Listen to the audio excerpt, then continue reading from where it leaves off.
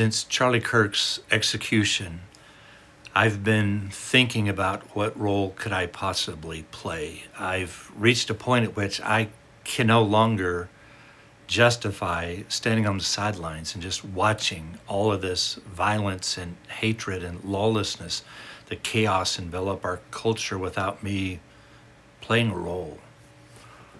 I'm a technologist. I have been designing, inventing technologies now for over 40 years for tech firms, Silicon Valley firms and such.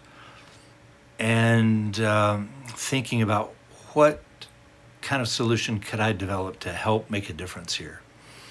I actually retired last year from my technology work to pursue my passion of filmmaking. And so I've been considering both of those skill sets. How could I apply them to the situation to hopefully help facilitate some level of change?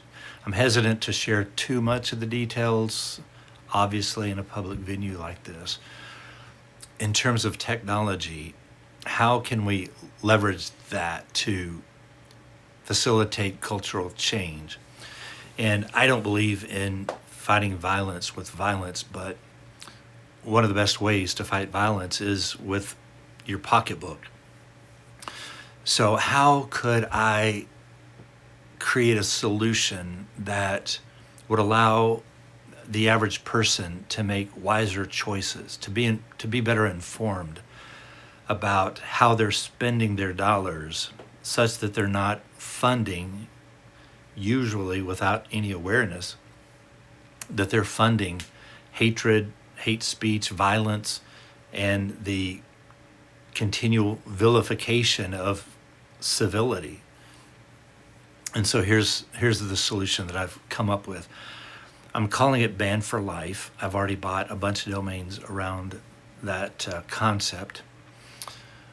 And imagine that you're walking through a grocery store. You pick up your phone, you point it at a product you're thinking about buying, laundry detergent, for example, and you simply point it at it, and it immediately gives you feedback to indicate whether that brand is in any way affiliated with violence and the rhetoric of this chaotic lawlessness that's engulfing our nation, and not only our nation, but really the world. If you could hold your phone up to a list of movies at the local theater, or if you're looking at an investment portfolio, or any kind of product or service that you're considering, and have immediate feedback as to whether there is any information about that brand supporting in any way violence, hatred, and all of the propaganda that's being fed through media and such. I've been thinking through the details of what that could look like, how it would work, the types of computational systems, data storage, AI systems needed to make that a reality. And it's all available here today. I've built a lot of similar kinds of technologies in the past.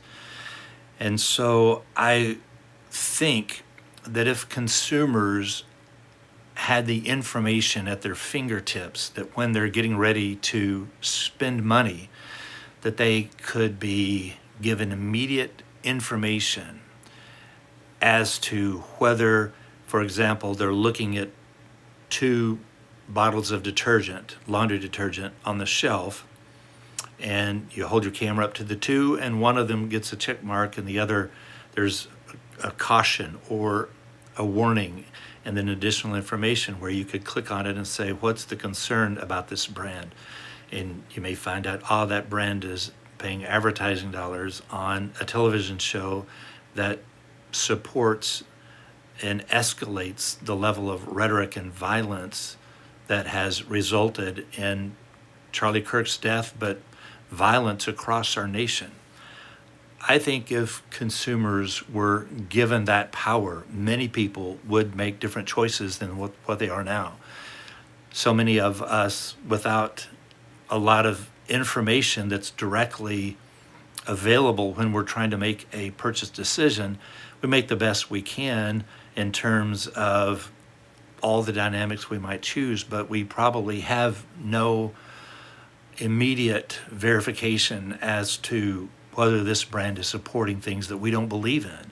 And not to say that we need to set a standard for what everyone believes, but if we can document cases where there are clear statements and acts of escalating the rhetoric that turns into violence, I think people can then make their own minds as to, so this brand is associated with, or this movie was produced or directed or funded by this kind of organization, or I want to give my donation dollars to some kind of charity. I'd like to know what that charity is really doing with their money.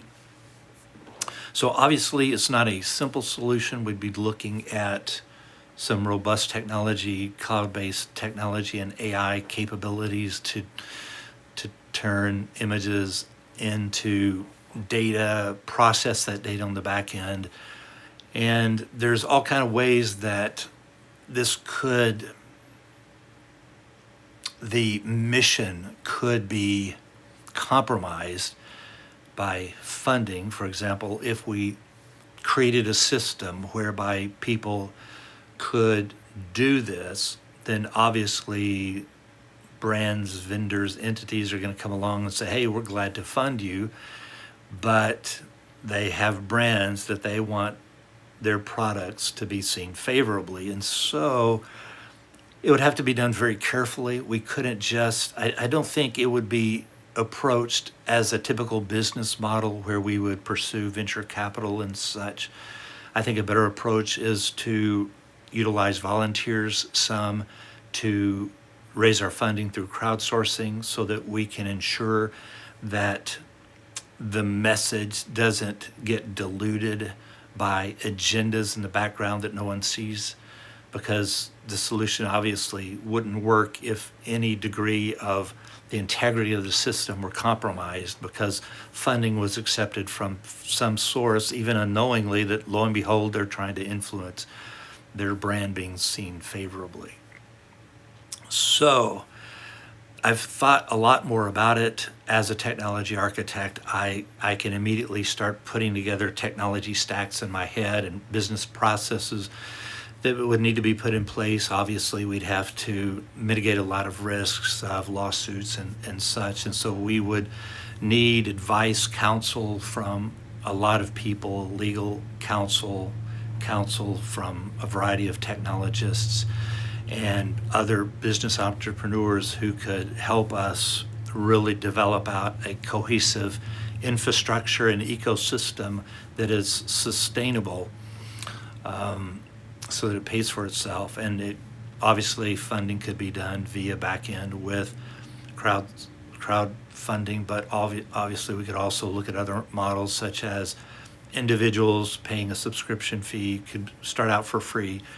So there's a lot of things we would have to work through. We would have to have a lot of conversations. We'd have to develop a team, a leadership team around this thing, and then begin making decisions. I would prefer to do a lot of rapid life cycle prototyping where we just go through a lot of prototypes and keep tweaking and improving until we get to something that we could release in a beta format and such. So a lot of things would have to be talked through.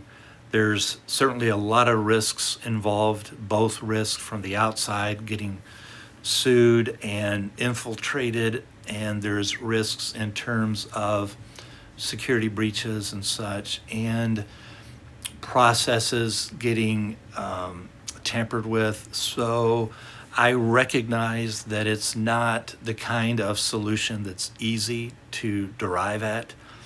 Probably the technology solutions are the easiest to solve. We have pretty robust capabilities in terms of cloud computing, distributed computing, AI agents and connectors and models and LLM models, multimodal models and such. So I don't think that's a big deal. And as a matter of fact, I've got lots of cloud-based servers spun up right now that I could even leverage to do some proof of concepts and prototyping. But I think the real challenge is how do we protect the integrity of the whole system such that there are no compromises that come into it, because if compromise happens, then it's can easily become an instrument of the violent coalition that seems to be well funded by a variety of entities. And so, anyway, I don't want to ramble on, but I just wanted to share the idea with you guys. I have set up a Slack channel where you can share your thoughts and feedback. Obviously, you can do that in the comment section below. Feel free to do that. And so also, I'm planning on putting some resources into play, but more than anything, I just wanted to toss the idea out there and see what level of response I get.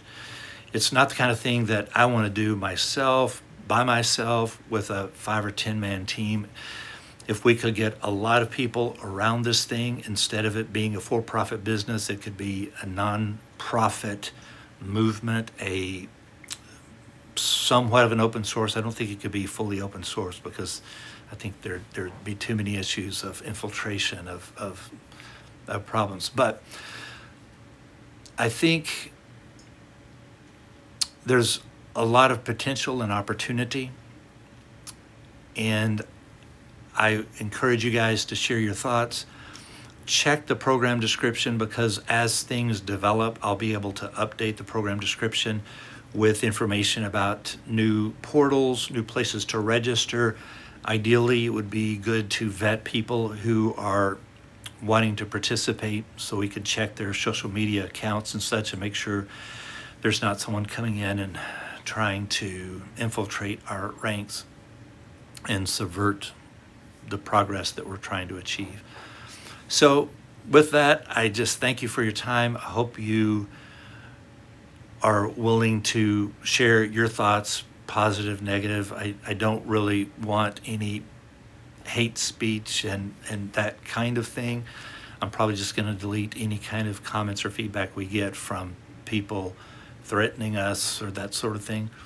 But if you have positive feedback, if you want to say, hey, I would volunteer, I can do security, I can do data gathering, I can build some AI agents to go and pull data to determine sponsors of television shows, who's running ads, and help begin building. And likely, very likely, there's already data sources, databases that we could leverage, that we wouldn't have to build all of that from scratch.